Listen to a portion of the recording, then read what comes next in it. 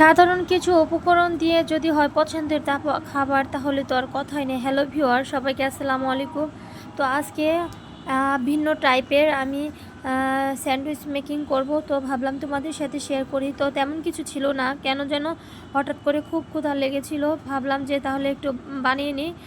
যদি first time বানাচ্ছি, যদি ভালো হয় তাহলে আমার সাহেবকেও খাওয়াবো। তো যে কথা সে কাজ, তো বানাচ্ছি, ভাবলাম তোমরাও কেন না তোমরাও একটু দেখো তোমাদের আপা কীভাবে স্যান্ডউইচ বানায়।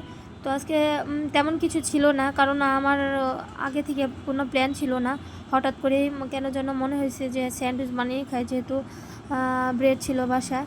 তো আমি এইভাবে ব্রেড দিয়ে স্যান্ডউইচ বানাই, তোমরাও চাইলে বানাতে পারো।